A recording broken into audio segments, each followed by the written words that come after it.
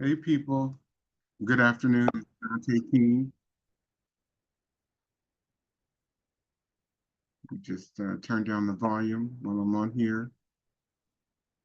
Hey people. We are about to go live for the third uh, session of my book club. Um, I started this book club um, because I wanted to create a space for individuals to come together um, in real time to be able to examine the chapters of the book together. When I first made plans to do this, I didn't necessarily know how much time I would have available and on my hands, but it was important for me, to me, that I commit to this process. Let me just load this on all of my channels so that people know that we're about to start. Um, but I knew, let me just say this, I knew that there were a number of people who were interested in coming together and building community together to examine the contents of my newest book, Diagnosing Whiteness and Anti-Blackness. So I'm incredibly grateful that there have been over 60 people who have signed up to be a part of the book club. Um, yeah, one second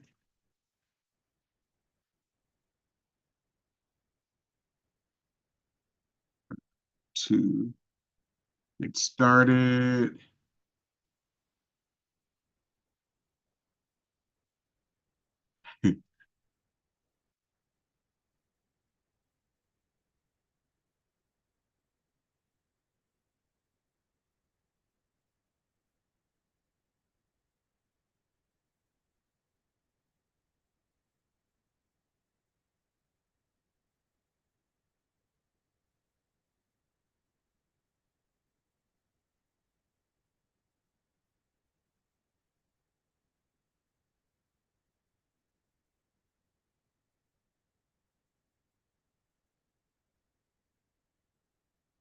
Ready. Yep.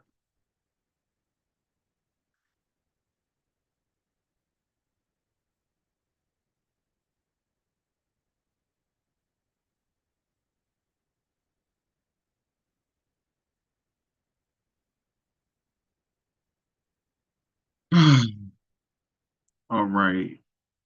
Um,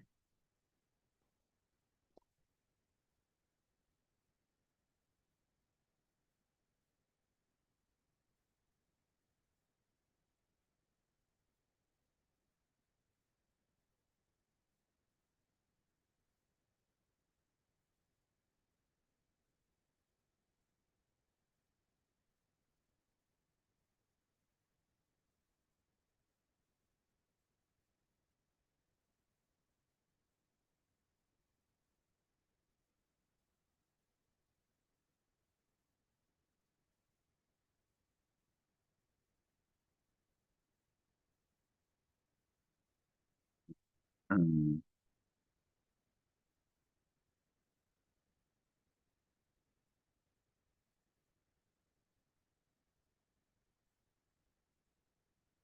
okay. People are about to start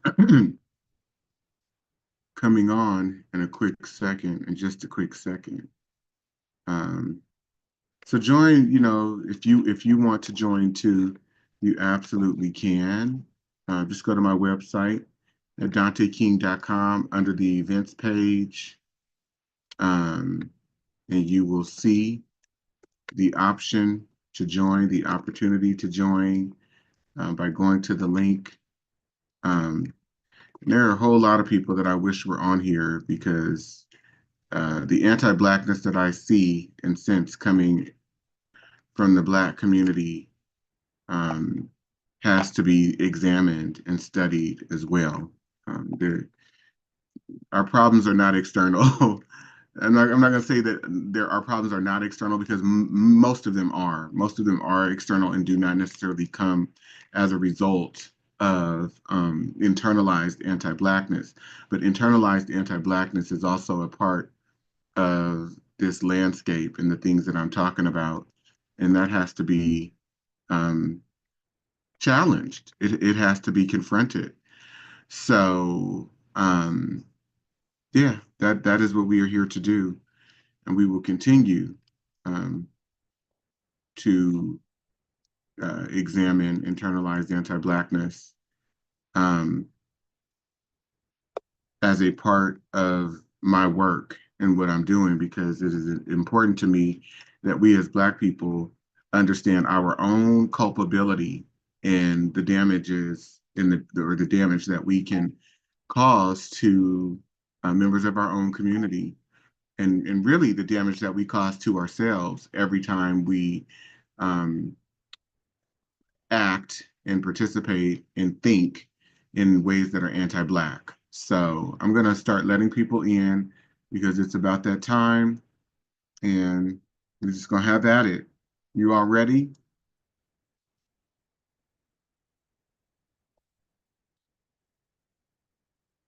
Okay. Oh, I see. Yeah, I see Kyle.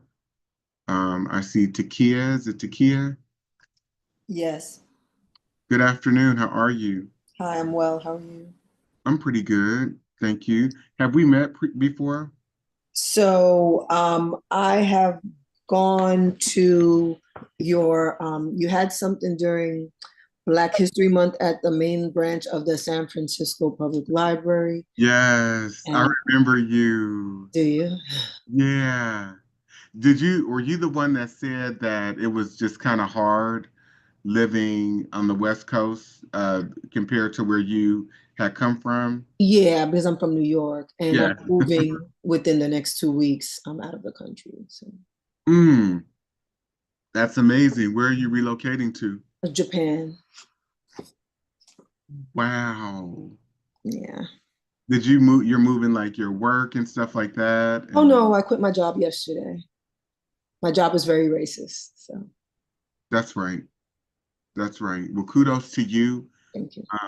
I wish I had the type of circumstances that would allow me to do that, um, even right now, too, at this point, because if it were just up to me and all that I was responsible for is taking care of myself, I would be doing the same thing. So I honor that. So what made you decide Japan?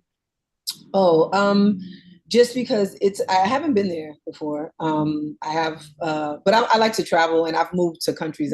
Any country I moved to, I never visited before I moved there. I just like to, I read up and I find out about places, and I'm like, okay, this could be interesting. So, as a Black woman, an knowledgeable Black woman, I know that everywhere I go on this earth, I will be discriminated against. So I'm not leaving here thinking, oh, everything's going to be great in Japan. No.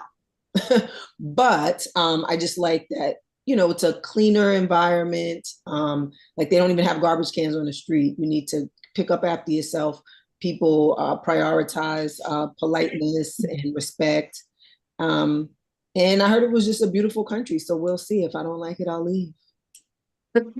I've heard the I same. love it. I love that. I I've, love that freedom.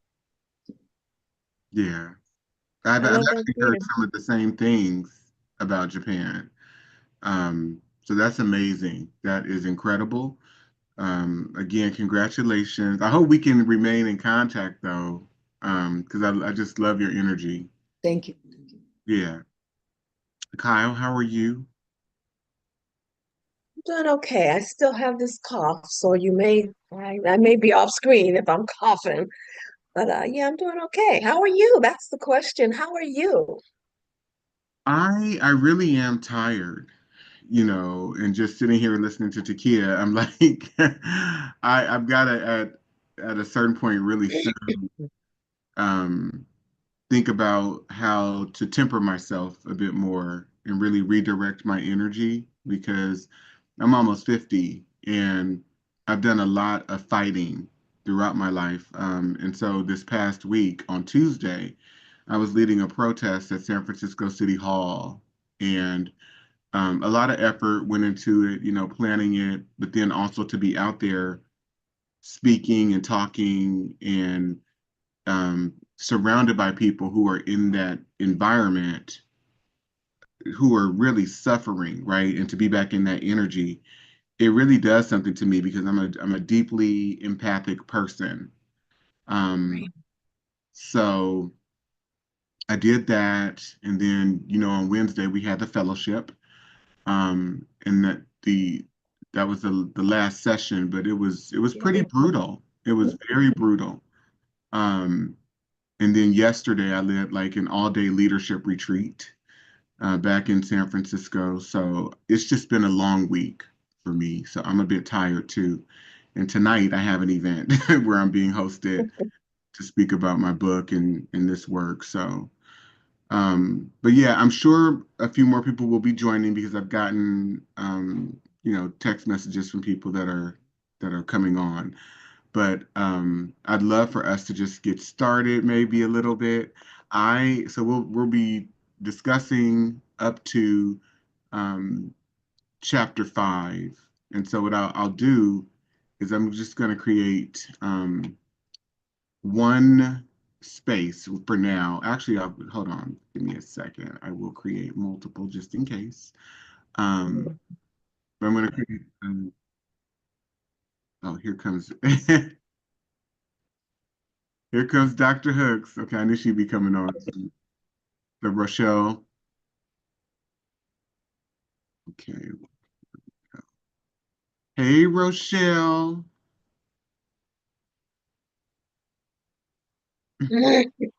How are you, Rochelle?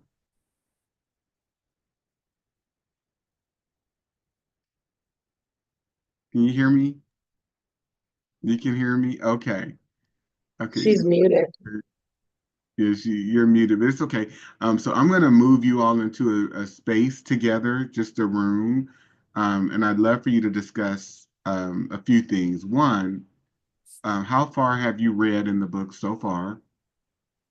Um, and two, what um, what are your thoughts and feelings about what you're reading? I will say, I have learned, and it's continuing to be reinforced for me that people either love me or hate me. They either love what I'm saying or they absolutely hate what I'm saying. And that's really okay. And I say this to people because even for the people who love what I'm saying, um, I think that is wonderful for their own sense of validation. But I don't need the love. I don't really need the support. I'm very clear about my analysis. I'm very clear about the love, adoration, and respect that I have for the people that I refer to as my teachers, many of which I quote in my book. Um, and they have uh, informed my worldview. They have informed the view about my life, about my family, about our community, our society, the leaders of this society, the institutions. And I'm very clear. So for the people who hate me, I really, really, really don't care, and I'm not seeking any type of agreement or validation in that way. And this is not coming from a place. I don't want anyone to mistake what I'm saying. This is not coming from a place of arrogance or nonchalantness. It is just coming from a place of sincere clarity. And I have a lot of confidence behind the clarity that I've been able to gain. And so I've offered my book as an additional source, as a contribution to a broader conversation that's been had for centuries that Black people have been leading. Um, I just happen to contribute in this way. So I'm very grateful for that. And yeah, I want you to talk about how much you've read, what have you read, how far you've gotten in the book, and your reflections. All right, here we go.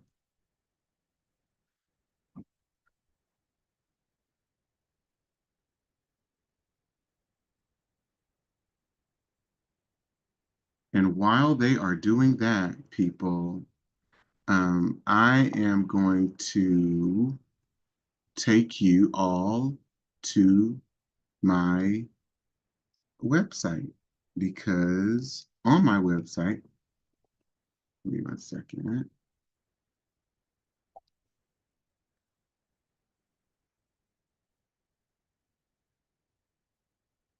If you go to my website, you will be able to see, um, if you go to the events page, 1 second, there's that.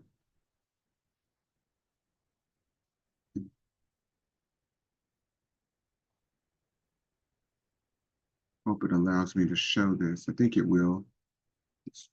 But if you go to my website, um, you'll be able to see um,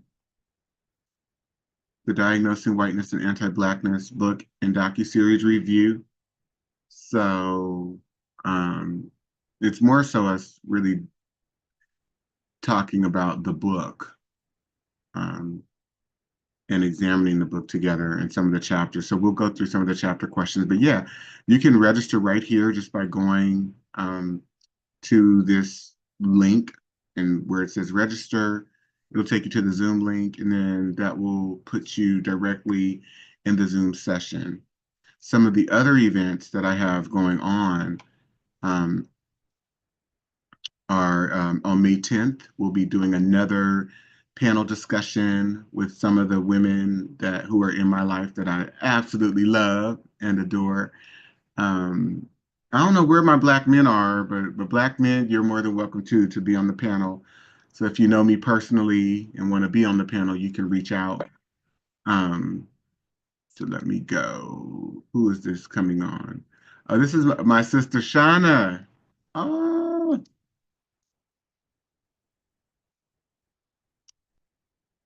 oh, my sister, my good sister. Oh, my beautiful love, my doll. How are you?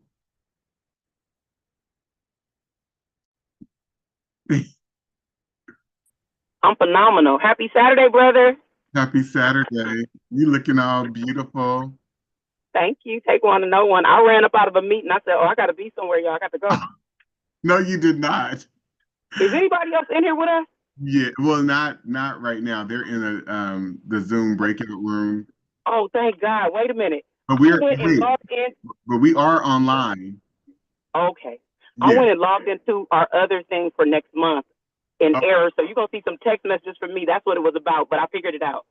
okay. I didn't have book club down today. I had something else, but it's so good to see you. You look amazing. You too, sis. Thank you. You I can't fabulous. wait to hear. Thank you. I can't wait to hear what the people saying today. Oh my goodness. Oh my goodness. And yeah, the women that are on, like Kyle, she was in the fellowship this last round, so we even spent 8 months together. So she's endowed with a level of information and knowledge that even extends beyond the book. I'm sure she's going to have some things that are quite incredible Okay. to share. Rochelle too. Rochelle has not only been through the fellowship once, but she's taken it twice. So Yeah. we It's just that good. It's just that good. And it's just that necessary. yeah. And then the other young lady who's on Takia, she happened to come to the library to see the book, the docu-series. And Okay. she's a very empowered and incredible Black woman.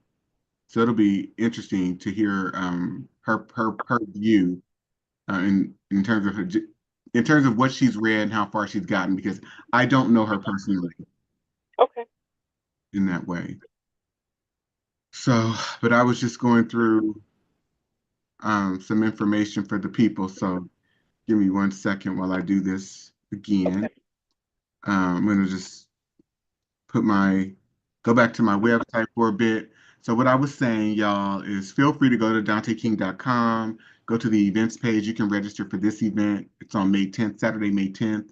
It's a virtual event, navigating Black love and life in white America. We'll be talking about the really Black relationships, Black love and Black relationships. Um, we will focus primarily on spousal relationships, and yet what we will be talking about extends to even the relationships we have with our parents, our siblings, friends, other family members, etc. But please, please, please, um, sign up for this event if you can. On Saturday, July 19th, again, and I mentioned this previously, I will be in Oakland, California, for the Black Academics Boot Camp. So the Black Academics Boot Camp is an all-day event where we will be going through almost like a class, like a workshop of sorts, like a very interactive, transformational training. So yeah, please sign up, please register if you can. If you're interested, you can go through the contact page on my website, and inquire about it if you would like a scholarship, because we are giving away some scholarships too to people who may be economically challenged and need discounts, and or I know that there are a number of free scholarships too. So please fill out the contact page on my website. We will be in Oakland at Preservation Park, and we're going from 9 a.m. to 5 p.m. There will be some food and snacks made available through Black Academics, which is sponsoring the event. So that's that. Okay. So I'm going to bring back the rest of our guests who are on here. And we're going to start examining together. All right, I'll be right back. So, Shauna, since I'm going to go use the restroom, we're going to have you let them know that I stepped away for a second and tell them that I told you to ask them, what did they start sharing with each other? Just introduce yourself, become acquainted, and then ask them, what did they start sharing with each other? Okay, I'll be right back.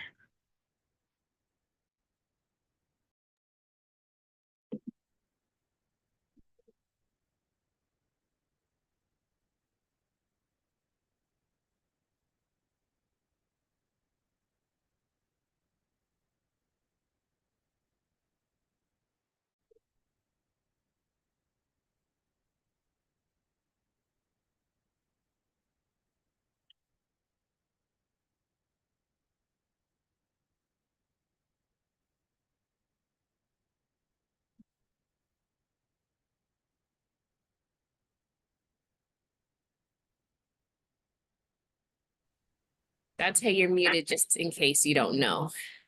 Oh, wonderful. Welcome back, everyone. My name is Shauna Lewis. I am a dear friend and sister of Dante. He stepped away just for a moment. I wanted to introduce myself and get acquainted with you all. And I am parking, so I am doing everything safely. And I wanted to find out, what did you all have an opportunity to begin sharing in your breakout room?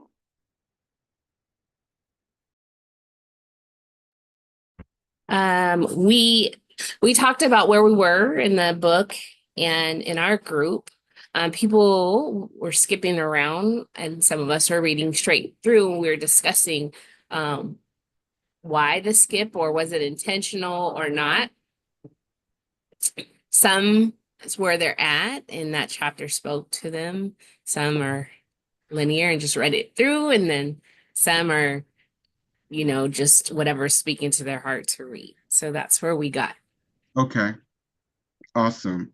So Rochelle, since you spoke first, how far have you gotten? And you and I speak all the time, but I would love to hear, because and it's weird, right? Not weird, but it's interesting. Every time we talk, you share with me like there's a new revelation or a new way to think about something, and I'd love to just maybe hear if that is still happening.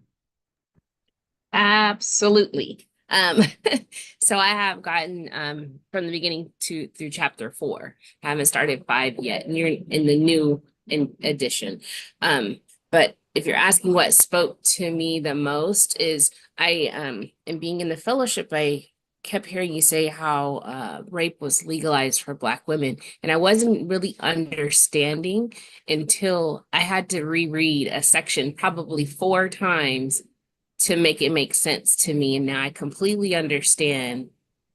I understand that assertion and agree with it in that if if no one was being convicted for raping Black women and Black women couldn't even bring charges, and then uh, that only white women were considered to have the privilege of accusing or pressing charges against the person who raped them.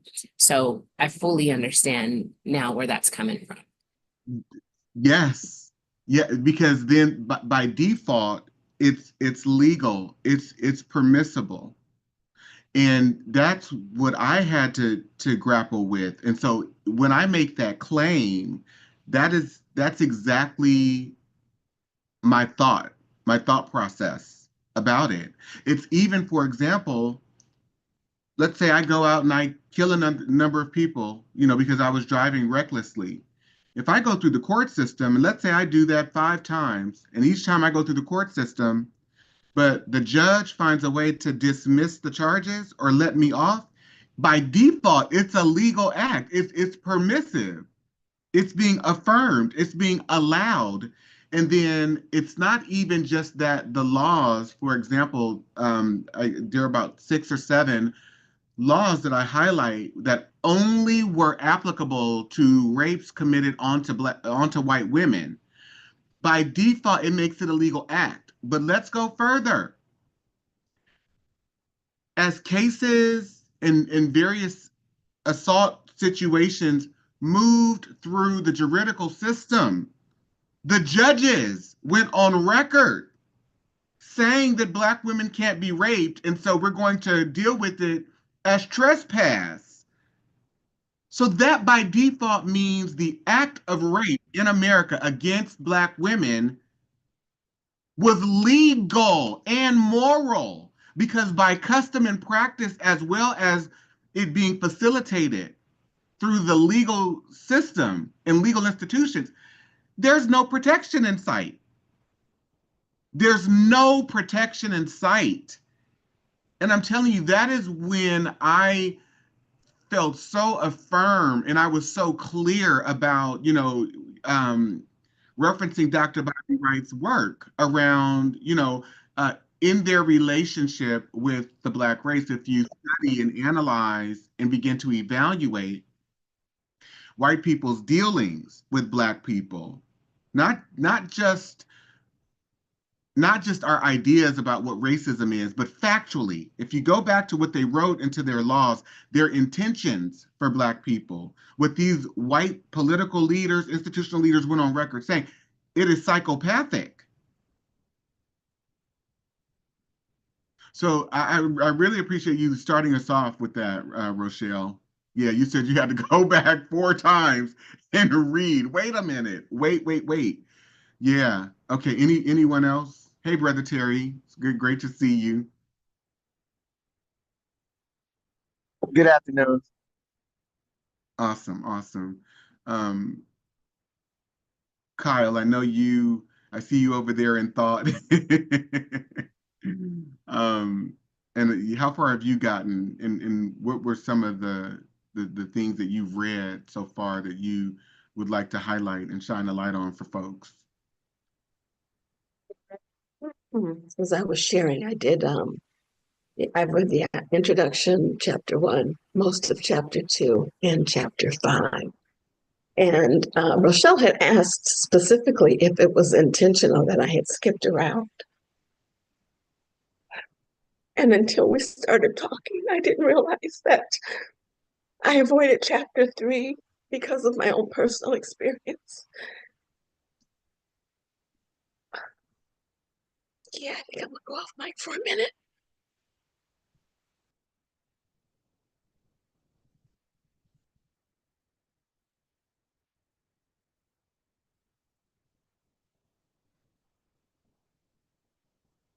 I'm so sorry.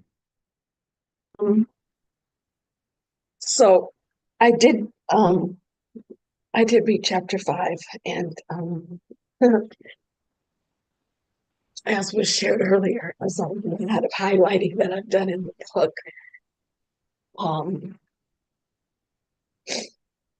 and yeah, I guess, there was a quote, and I don't think it was here, but it was a James Baldwin quote that said, "To be Black into America is to live in America is to live in a constant state of rage." And that's, I think, very true. I mean, I know that you had a lot of James Baldwin quotes, but I don't think that was one of them that I read in here. But yeah. And I shared earlier that it's been very hard for me to read the book because it's been very emotional, very emotional. Yeah, oh, Kyle, I love you first and foremost. And you know that. Thank That's you. Thank you. I can say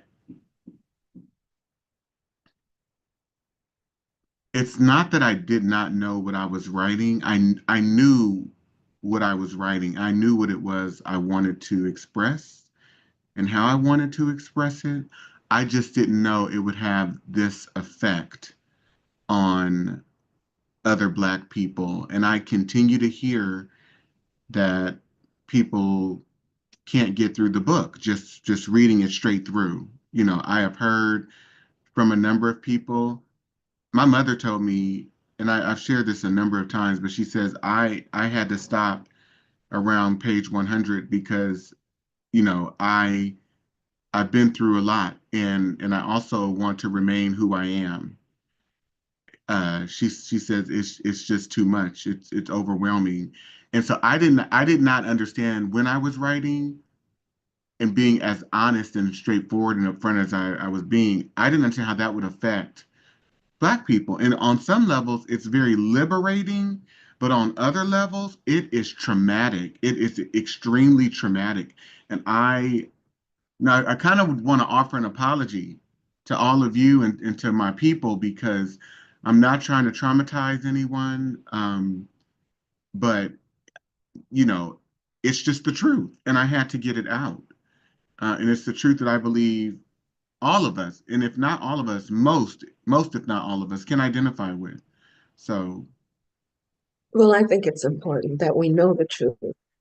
I just haven't been able to do 3 yet. So, but if we don't know the truth, we can't face the truth, and we have to do that in order to move forward. yeah, We have to do that. yeah. And if we study and understand the behaviors and the thought process and the values and beliefs of white people, we can then begin to understand some of the predatory ways that we see in Black males and in other non-white males, because all male behavior in America is patterned after white people, and that's true for women as well. Many of all of the girlish and female and women behaviors are patterned after what white men have established are the norms and the rules in terms of how people should show up and respond. And right now, we can see how our institutions are being weaponized against women. They're being weaponized against anyone that does not identify as cisgendered or heteronormative, heterosexual, and so on. So we have to understand the what I would term as white predation or whiteness predation, because it's a very predatory culture, and unless we are able to do the analysis, and I'm talking about drilling down to bare bones, we can't really get to the place where we understand how all of these things are interconnected. Um, so, did you want to share a specific passage, Kyle? Oh, what I read recently was chapter 5. Let's see. Let's see what I have highlighted in here. Just about, just about everything is highlighted, but um, well, from the beginning, when you talk about a moment of reflection, and So you know, Dante, as a Jewish person, as a young Jewish child, we always learned about the Hitler era and what the Germans did to the Jews. And then further down is there's really no comparison between the experience that Jewish people faced during the Holocaust and that and what African Americans have faced and are still dealing with. The Holocaust was a period that lasted less than 15 years. All that you have presented here, and the things that white people have done to Black people, this has continued to go on for more than 500 years. You know, part of what a lot of what the chapter talked about was, you know, laws and culture. And what really makes me very, very angry, and I don't know, maybe I've talked about this before, is the fact that we're the only people that don't teach our children. We are the only people that don't educate our children. Everyone else has like a Saturday school or an after school, and they teach their history, their culture, their language. Of course, we don't know our language, but we are the only people that I know of, and I could be wrong, maybe there are others, that don't educate our own children. We depend on our oppressor to teach our children. And what do we expect that they're going to teach them? But we don't have an identity outside or that is separate from our oppressor. And the difference with those other groups is that they do. Even if you're talking about, you know, Yeah, we here in America, our our identity has been shaped by our experience it's a and it's a part of white right. identity. It's intertwined Yes. with white. But what we and I was in a earlier meeting this morning, and one of the things that impressed me or stayed with me was the fact that someone said, you know, let me see, I wrote it down. So I want to you know, before you go on, Kyle, I do want to amplify the limitations of our, you know, our inability to like not offer, or, you know, Saturday schools or environments where our people can learn and our children can learn. That's not our fault. No, definitely, it is not our fault. It Yeah, is not our fault, but we have to change the way we think, and the only way we can do that is by knowing the truth. but And you're you don't know, and you're not even, one does not know, and one cannot even begin to go after anything that they're uninformed about and that they don't know to look for. You know, it, right. That's very true. And again, you know, you were saying that we are shaped our identity is shaped by white folks and by living here. But one of the things that was said this morning is that we are the descendants. Um, we are the descendants of people who were enslaved. Those people are descendants of people who were not. So I know that a lot of that history is lost, but we need to understand that our history doesn't start here. And right, we have a lot. Yeah, we have a lot. I mean, living here, you would think that the only history we have began with enslavement. There were thousands of years of history before that, and we need to learn that so that we can share it. As I was saying earlier, I have children and grandchildren. They need to know this history. They need to know who they are. They need to know that they are not limited right. and that they do. Yeah. So yeah, there was a lot in here. Um, one of the last things, one of the last things that's in here, it's like 130, page 131. White purpose is to maintain the power position and keep everybody else in a powerless subordinate type position. That's the institution's purpose. We have to realize that everything that schools teach is designed to fit into that purpose. The schools teach not objective truth, but what the white man wants to project as truth. From kindergarten on, the Black child is being taught to look at the world and interpret it through white eyes. We have to stop. Yes, yes, because our whole psychology, our whole psychological framework is based on that of our oppressors in every way. And I start in the beginning of the book saying we don't know ourselves outside of And colonized, that's so true. yeah, the colonized position. Thank you, Kyle. Takia, I would love to bring you in and hear maybe, some of the reflections you had, and then maybe a few passages that spoke to you. So, interestingly enough, I read the same parts as Kyle. Um, I I went from introduction 1 to 2, but then I went to 5 because I was experiencing rage. So I was like, well, let me go and read about it. My impression, I mean, like Kyle said, there's so much to highlight. Um, my impression of the book is helping me learn more than what I knew. Unfortunately, these things don't surprise me because my father is a very intelligent man, and he raised his children to know these type of things, and we read books outside of school, and we were taught our history. So this is not new. It's horrible, but I'm glad that there's a book written by a millennial, right? You're a millennial, right? No, No, you're not. I'm Oh, on the okay. cusp. Well, around that airtime, because sometimes people look and say, well, if this person was born in 1950, what can they tell me? So just somebody that, and I'm not age shaming. I read all, but I'm just saying No, for not people at that all. I know, I know what you're saying. Yes. this is like important. One of the highlights that I just have from the introduction, though, was anti-Blackness is the root of white identity, white culture, white superiority, white comfort, white entitlement, and overall whiteness. So many parts that I've read in the book reaffirmed the fact that without someone to oppress, white people wouldn't be anyone. Like that makes them who they are. Yeah. And it's hard for people like at the job that I just left.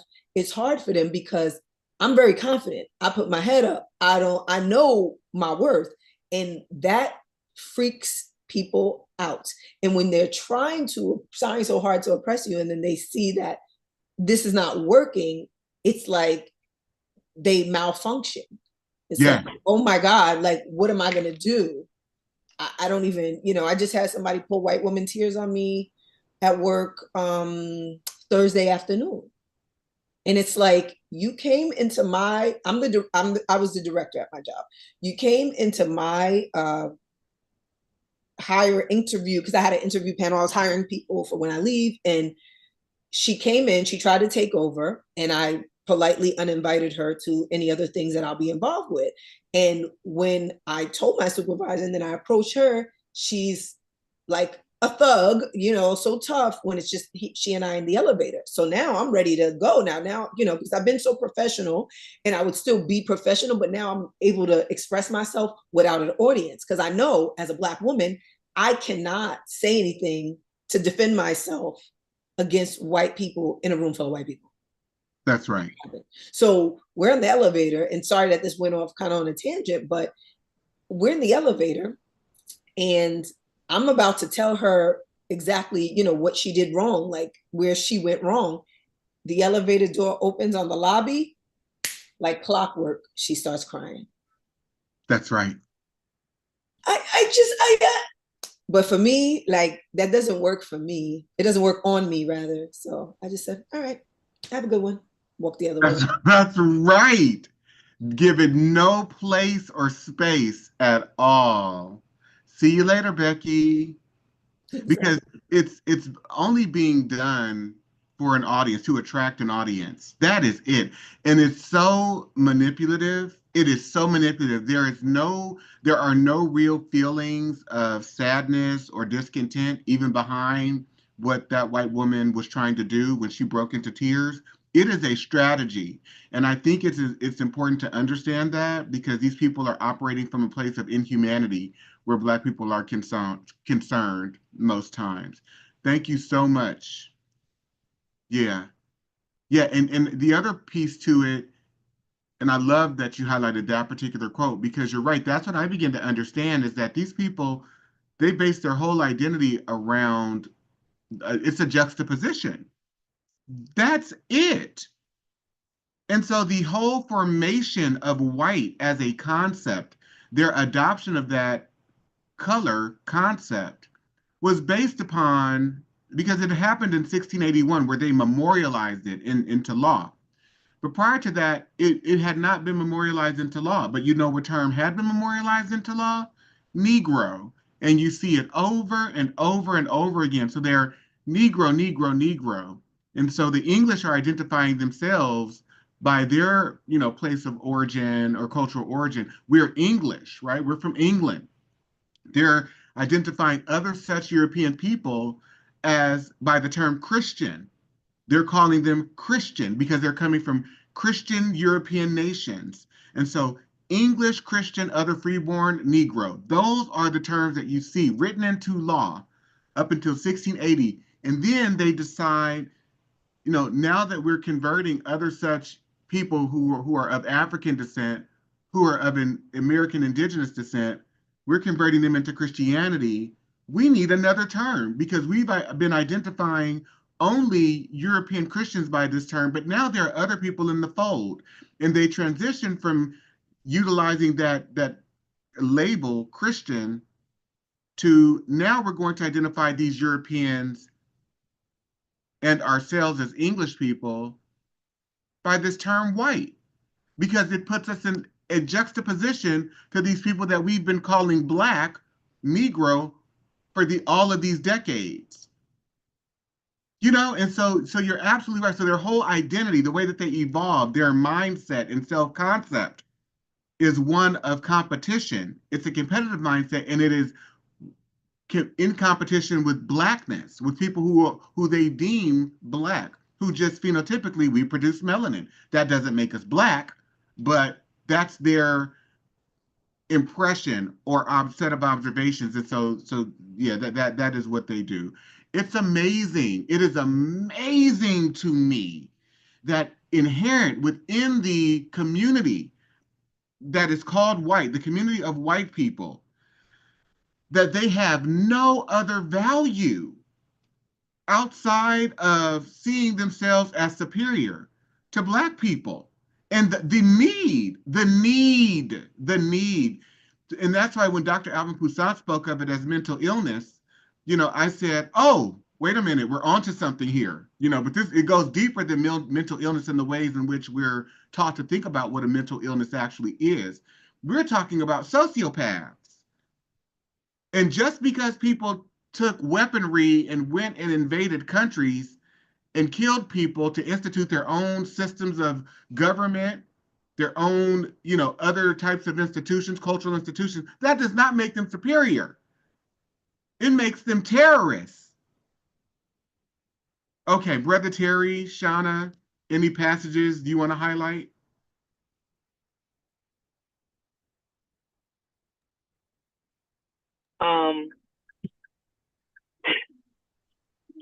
Getting through the book is difficult for me.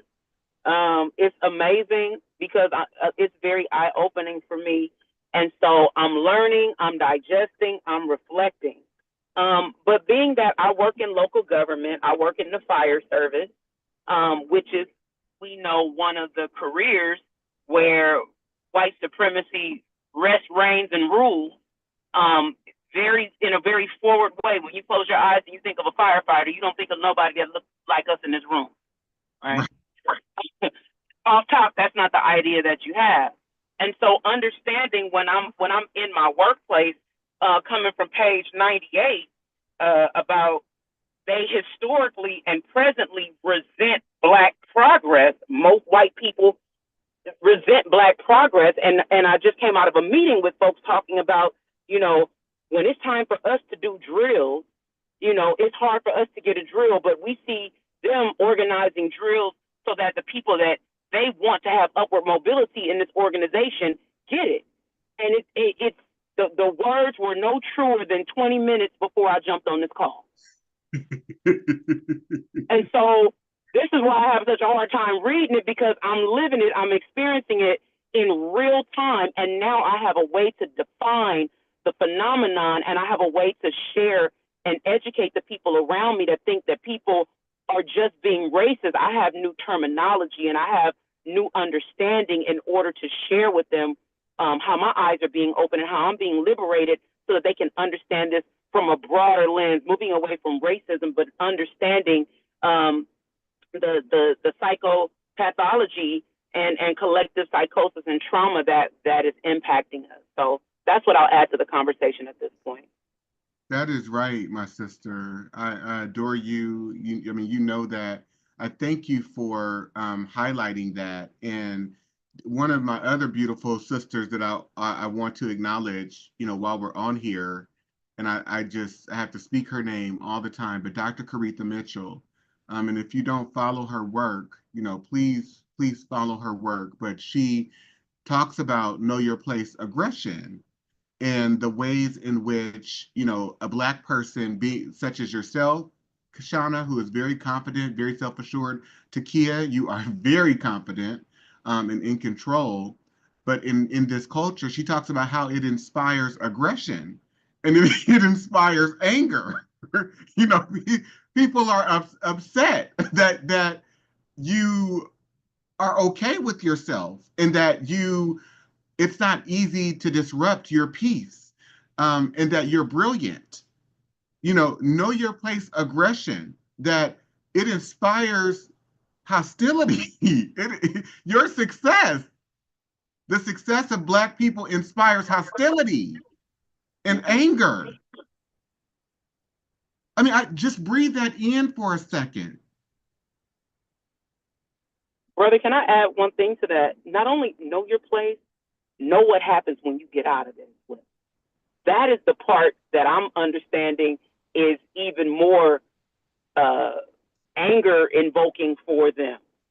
Number one, you better know your place. Number two, you better know what's going to happen to you now that you stepped out of proverbial said place. And when you don't care, because again, I just have to be. I am who I am. I'm showing up as I am, totally unapologetically, just like everybody else does. That's some of the areas that I'm really wrestling with, especially as a Black woman serving in a role in the fire service. Number one, who are you? Who do you think you are? And who do you think we're going to let you get away with what you're saying and you're doing?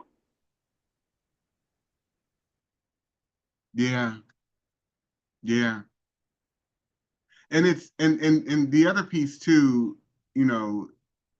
is this piece around the way that we as Black people have internalized and perpetuate anti-Blackness, right? And you all know, I mean, I've used some recent examples of that, such as Dr. Jackie, right, from Married to Medicine, saying that, Black women tend to be more dramatic than other women about their pregnancies and complain a lot and, may cry wolf. And I also use the example of that Black judge, Kenneth King in Detroit, where he forced that young 15-year-old girl to basically strip and put it because she fell asleep during a field trip in the courtroom, a field trip.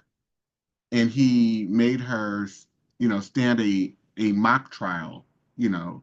And he would never have done that had she been a young 15-year-old white girl. He would have had so much fear in him, and that he would never have done that because we have this programming of an automatic deference where white people are concerned. And so we also have to understand that while so much of our problem, most of our problem is external, I would say that I don't even want to say that it's more coming from the outside because I think there's a lot of internal turmoil going on and internal conflict within the Black psyche, within the Black mind, based on how we've been programmed. And we use that programming to then hold other Black people to the same standards that white people have for us, to their beliefs, their values, all of it. So I probably sound like a broken record to y'all because some of you have heard me say this before, but we just have to continue waking up every day and making an intentional effort to try and not be the results of our programming, of all of this sociocultural programming. So, Brother Terry, your thoughts, any passages? I'm not sitting in front of my book, but before I left home, I was looking at the chapters. But the thing that jumped out at me was the question you asked about um, how these things align with present day policies and what's going on. And in the moment when I was looking at the chapter, I guess it's maybe chapter 2, Black Bessie. Mm. Uh, and I was thinking about the announcement that they're going to end Head Start. And I thought about that being like an attack on Black children. Um, I mean, we know what the Head Start programs do. And I was just like, all right, I thought, okay, well, we are now seeing an attack on old people and babies. Not that everybody else isn't also being attacked, but in comparing how things have been done historically to how things are being done now, like we talked about last week, fellowship is like it's just the cycle back around and repeating itself again. Not so many words. Yeah. Wow. I did not know they were ending Head Start. Um, yep. Because again, it's a culture that functions on the basis of inhumanity. So you have inhumane people making these decisions. So they don't care about babies. They don't care about older people. They only care about themselves. And that is why America functions on the ideological basis of individualism, because it's not about the community. It's not about a collective society. It's not even about us as Americans at all. It's about me, me, me, me, me. And so the culture is one of narcissism, it's one of selfishness, and it's one of inhumanity. Rochelle. Just wanted to share a passage that spoke to me that I think is summarizing what everybody said here earlier, how everything is proposed is reported as a discovery, but it's actually stolen because it was already discovered. But the other two passages said human sex trafficking, prostitution, rape, and pedophilia established the American economy, morality, legality, and culture. And then the last passage I wanted to share is white people's collective psychosis developed through cultural beliefs and agreements, religion, academic scholarship, science, white morality, and a legal system, and provided the reasoning, rationales, permission, and justification to intentionally rape and molest Black women, boys, and girls. So that to me just put everything that everyone has said today and experiences, whether it's work or personal, that's what we're dealing with. So that's the outcomes we've come to expect. That's right. And Rochelle and you and me and Kyle, like you two know. And Brother Terry, because you've been with me now too through that fellowship. Like you understand, like that passage is so true. The truth of that passage,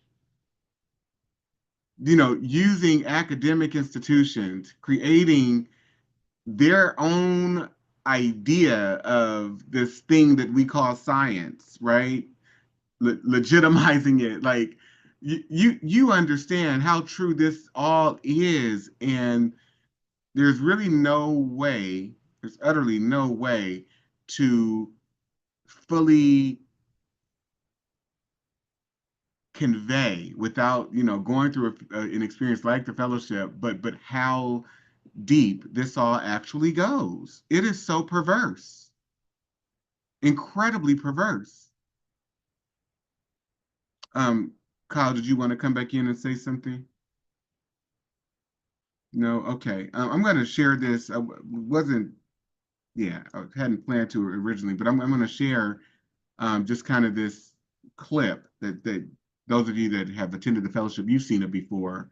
But this is from Dr. Poussaint, and this is the interview one of the interviews, and I also quoted a passage from his book, um, "Why Blacks Kill Blacks," or there's another paper that he wrote, but this is from the interview that he did in the early 70s, 1971.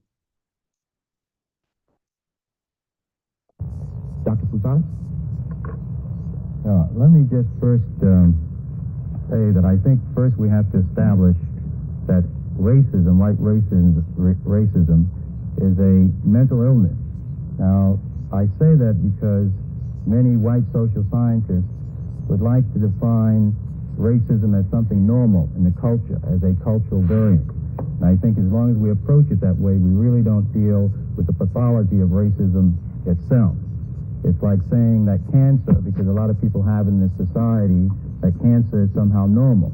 But we know that cancer kills, and racism kills and destroys also.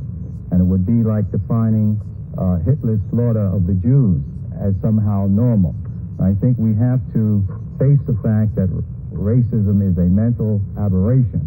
And I think underlying white racism is a white paranoia. That's right. A fear or a delusion that black people, colored people in the world are somehow going to destroy and hurt the white man.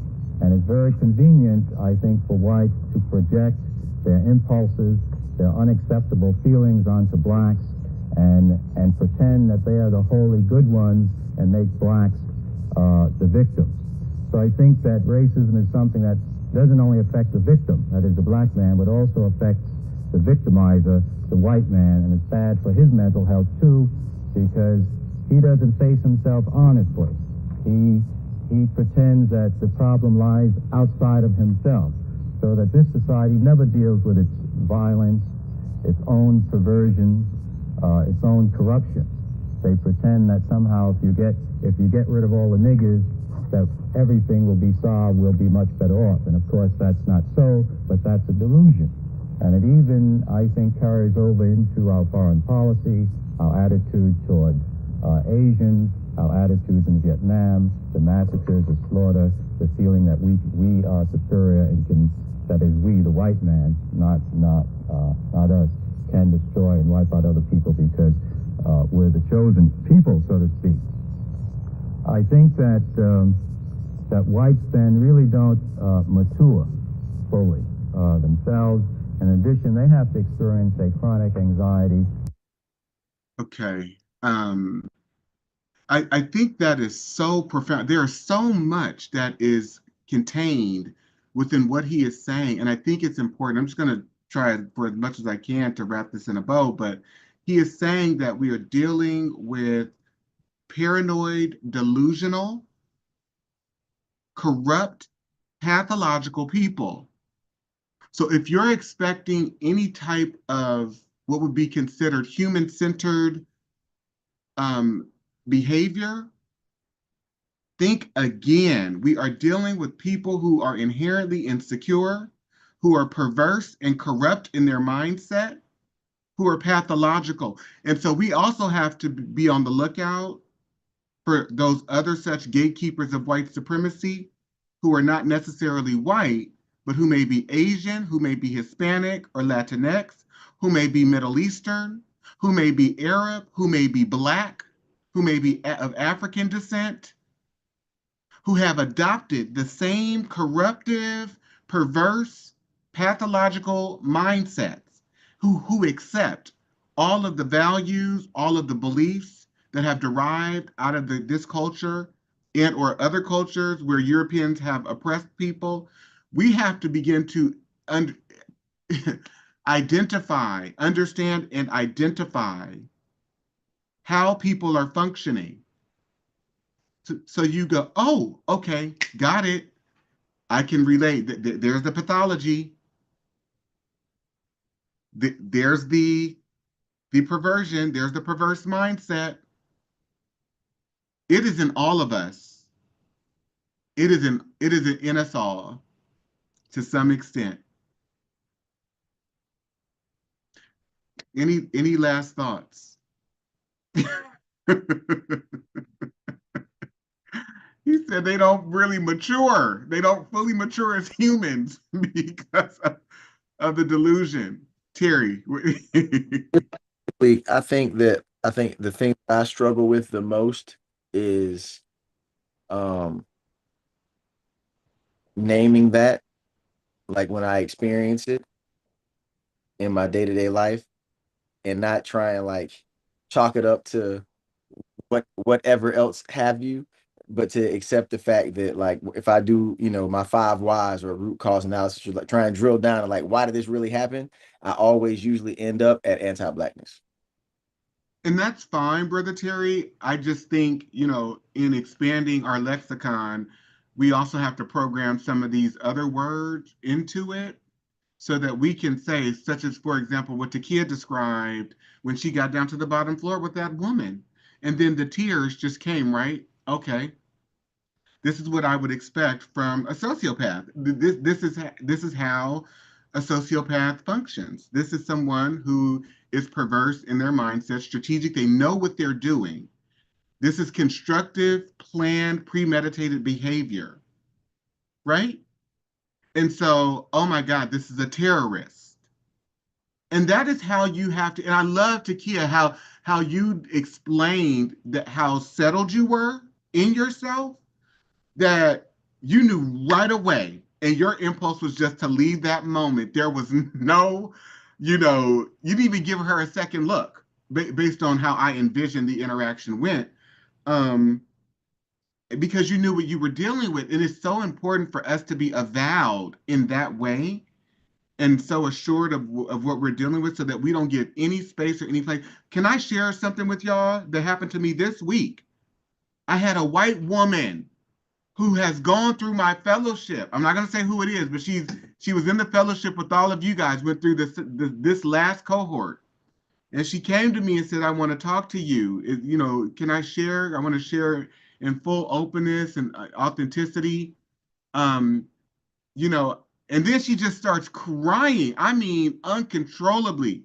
So I'm thinking something is wrong. And for people who go through educational activities with me, I feel a responsibility for them. So there's a way that they have my ear and my heart to an extent where I'm there for support. I'm going to support because part of creating effective learning environments is ensuring that people feel affirmed in the space and feel comfortable, that the environment has to be created to inspire people to learn. So there's a certain degree of deference that I give to my students. So I'm there, I'm fully open, prepared to listen.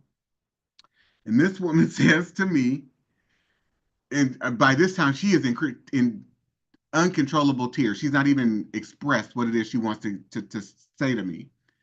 And so then she starts and she says, and I just wanted to tell you, I support your work. I support you as a leader. I support everything you're doing.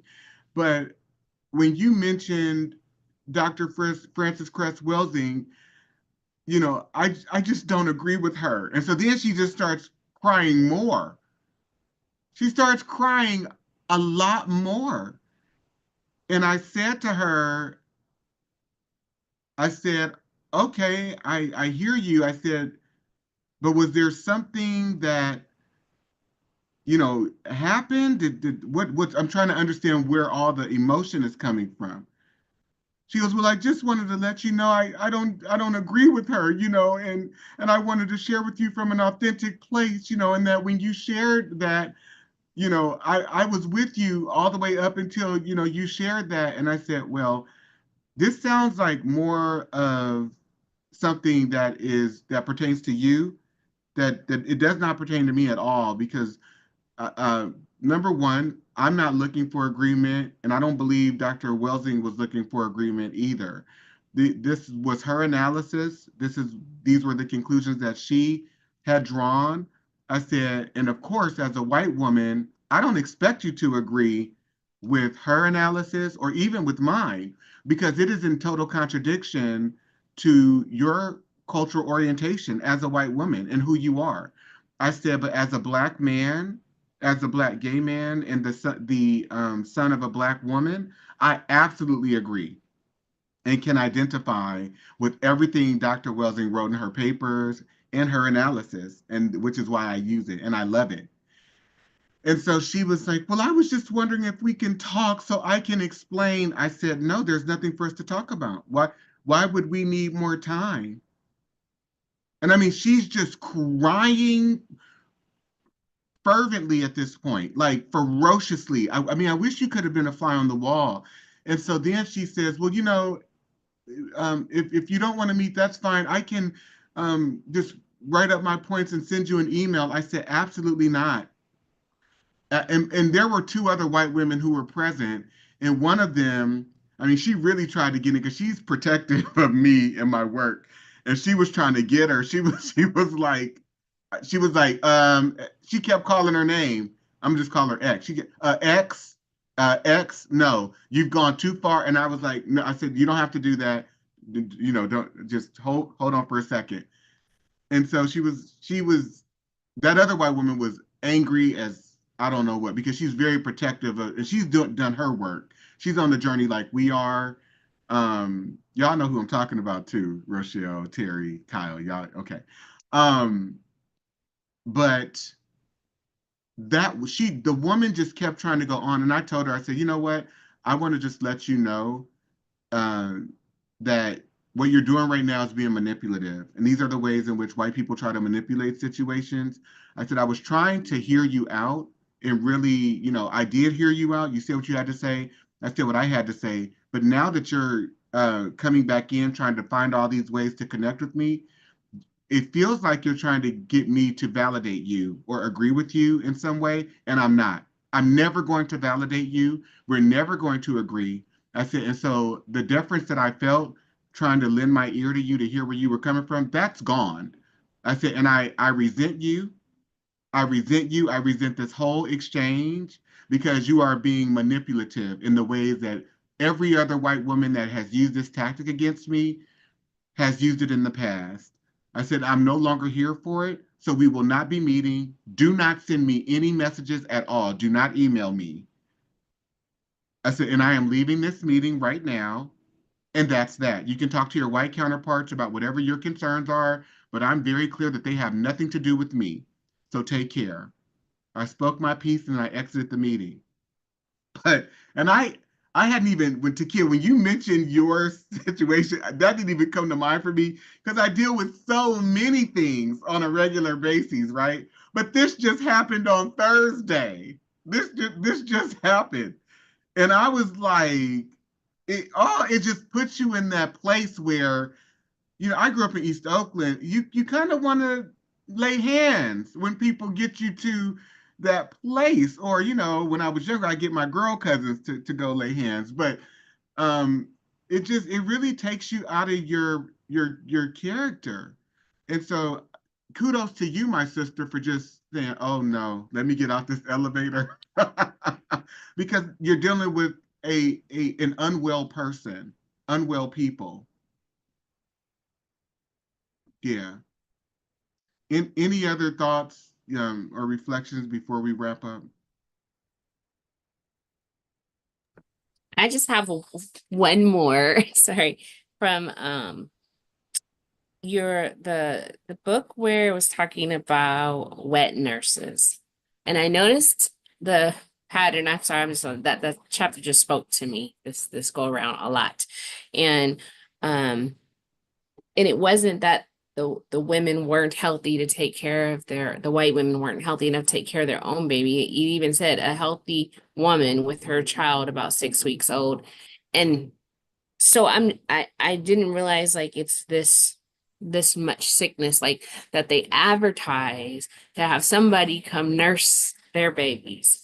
And then they were saying like that they wanted one without a child. So if you're lactating, that either means A, you just had a baby, so they want you to come and not bring your baby, or possibly that their child had just passed away and they're still lactating, but we want you to come over here and take care of our child. So that really spoke to me about how demented that is. Yes. And because they didn't want to mess up their bodies, they didn't want the physical responsibility of nursing their own children.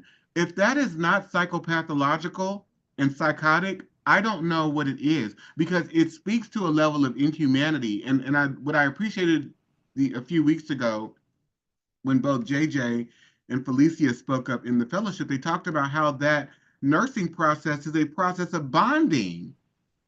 It's a process of bonding with your child. And so the fact that these women would give up such a sacred opportunity to participate in bonding with their children in that way, again, we're talking about monsters. James Baldwin said these are moral monsters. And that is what that it symbolizes. It's emblematic.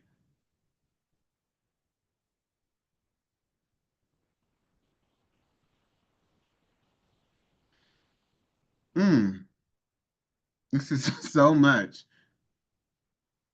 And then what do Black women have left for their children that they are taking care of, that they have just given birth to? What do they have left? That baby is now going to nurse after another baby, you know? The mom may catch some type of an infection depending upon what, yeah, it's a lot. Anyway. Yeah. I have some, as a mother who has nursed three sons, one of the things that the body does, because the body is so amazing, the more you nurse, the more milk you make. And so that's a blessing if you have a baby at home or if you have a set of twins, because the body is receptive. Oh, somebody's suckling. Okay, the hormones release, produce more milk. But if you're dealing with a situation where she doesn't have, or you got somebody being a wet nurse for multiple children or whatnot, and she doesn't have children at home, it goes back to the dehumanization, not valuing us. And as a mother that's actually done it, I can't imagine another woman staring into my baby's eyes, feeding my baby while my baby is pinching my breast or caressing my breast, and I'm humming and I'm singing and I'm kissing and I'm cooing to this baby. And then I can't imagine the psychological mindset of the woman that had to do it, knowing that this woman's husband is probably raping her. And so I have to nurse the person that's terrorizing me seed, knowing that this child is going to grow up and be taught to terrorize me and my children as well. Like, it's toe up all the way around. It's toe up for the baby suckling, and it's toe up for the mother having to do it, physically as well as mentally and emotionally. Yeah, absolutely. And I'm thinking of the one of the examples that Dr. Jones, Stephanie Jones Rogers, in her book "They Were Her Property," she talks about a number, but Mary Kinshian Edwards, who nursed, in my estimation, for upwards of maybe 30, 40, 50 years, and she talks about being her only job was to nurse children. So this woman's only job was to be raped, produce babies, so that then she could produce milk and to keep her milk going. I just even talking about these things, like you can't even fully wrap your head around or your emotions around what this has all meant, what it has all meant, and what it means, for us as Black people. And Shauna, I so appreciate you mentioning like these multiple layers that are involved, because this is an entire disruption to people who are Black, to the Black community. How can you even have a healthy community when you are at the will and disposal of people who are terrorizing you at every turn? So this affects the daughters of Black men, the daughters of Black mothers, the sons of Black mothers. Everyone is implicated. And that's what I'm trying to get us to see. We've never known an environment where we've been able to evolve as Black Americans in a way that is healthy without being terrorized, without trauma being inflicted. We should be handing every Black person that we see an award for doing their best to have survived this very traumatic and terroristic situation. 100%.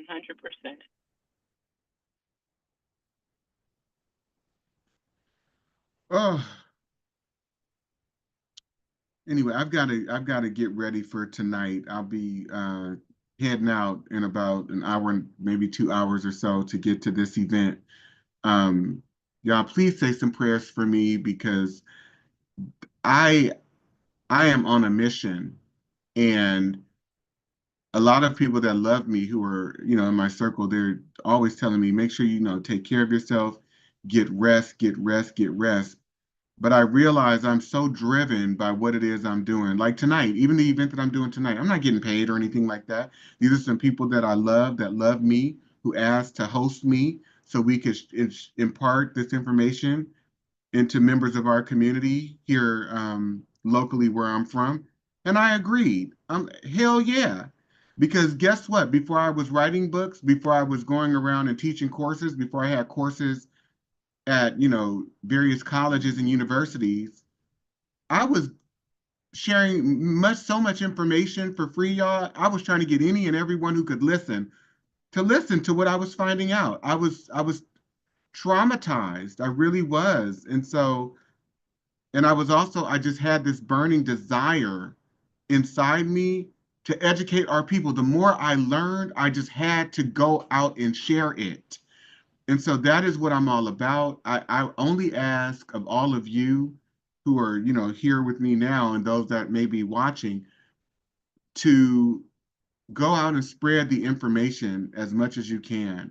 If you can donate a book to a library, if you can get books for other people, you know, um, please do that. If you cannot afford the book, that's fine. If you go to my website, there are free lectures that are available, talks that I've given years ago, that are some are, 2, 3, 4, maybe 5 years ago now, but they're there. You can locate them, you can watch, listen, learn.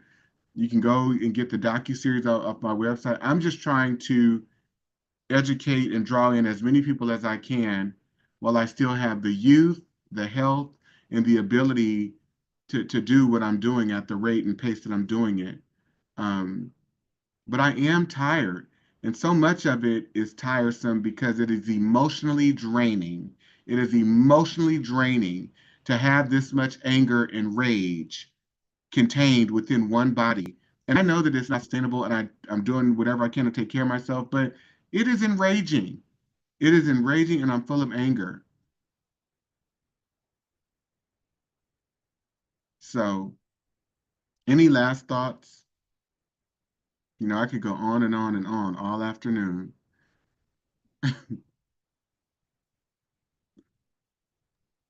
So where shall we be for in terms of the book for the next meeting? Oh, that's a good question. You see, I'm all over here about to cry. Uh, um, I would say read up to chapters 7. Up to chapter 7, I think will be great because 8, 9, and 10. 8 is a bit lengthy, or 8 or 9 are lengthy. I think it's chapter 8. I really do. It might be chapter 9. One of them I went in because I just couldn't stop.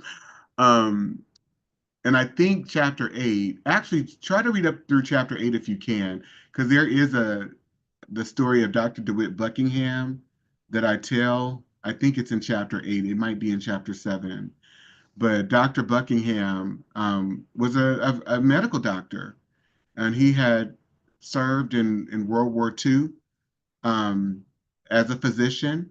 He treated patients, I believe, in World War II, and he moved to Berkeley, California. He moved to Berkeley, California in the 1940s, and his only crime was being Black. And he moved into a neighborhood that had racial restrictive covenants, and the white people sued him. And yeah, read into it and find out what happened. Because when I this story touched me so deeply because we tell ourselves this very false reality. It's kind of a fantasy that if you go and you get educated, that somehow education is the answer and it's going to separate you from the rest and you'll be able to thrive and be successful.